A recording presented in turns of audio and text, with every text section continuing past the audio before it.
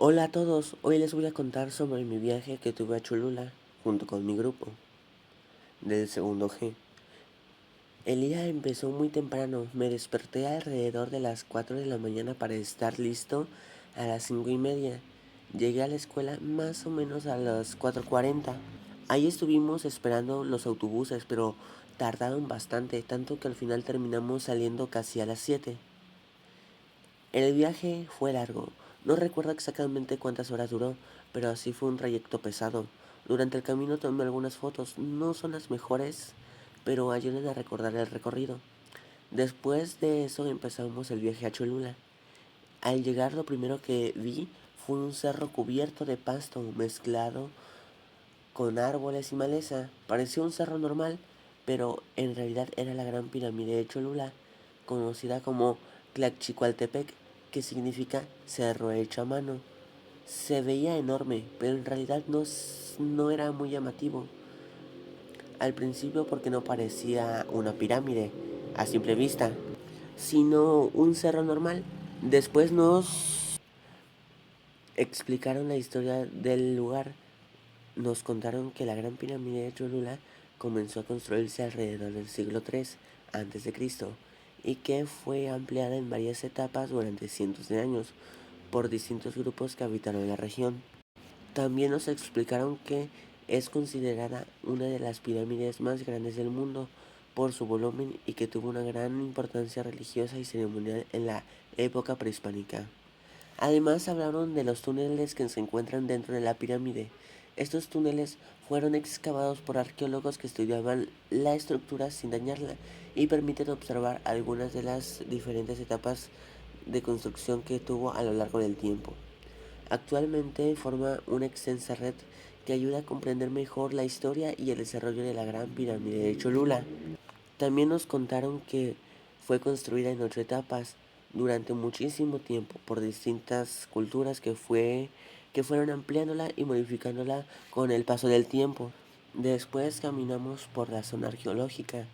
Había partes donde se veía piedras y restos de la pirámide, como escaleras, paredes, y también nos explicaron sistemas antiguos para el desagüe del agua, que ayudaban que se moviera poco a poco sin dañar la estructura. Algo que me sorprendió mucho fue un lugar donde si aplaudías el sonido rebotaba y parecía un sonido parecido al de un canto de un pájaro. Se escuchaba muy raro, pero es interesante. Luego entramos en un museo pequeño. Había una maqueta grande de la pirámide donde se podía ver cómo era en realidad y si no estuviera cubierta de tierra. Ahí también nos explicaron un poco más sobre las fases de construcción. Después visitamos otro lugar, ahora es cultural, pero antes era un centro psiquiátrico a donde estaban las personas con enfermedades mentales. Ahí, en vez de ver enfermos mentales, pues vimos piezas de cerámica.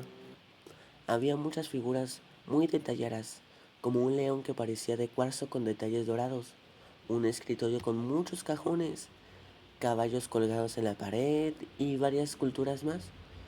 También había muchas calaveras, algunas colgadas en el techo y otras en el suelo, como si estuvieran en una especie de desfile.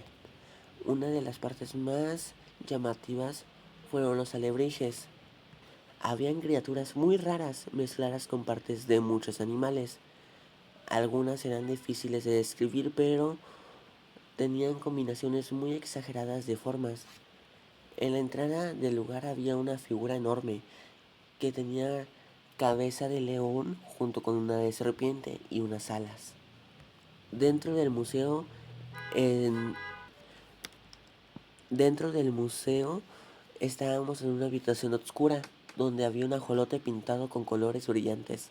En la oscuridad brillaba mucho porque tenían una luz oscura y tenían tonos rosas, verdes, amarillos, naranja y un poco de azul.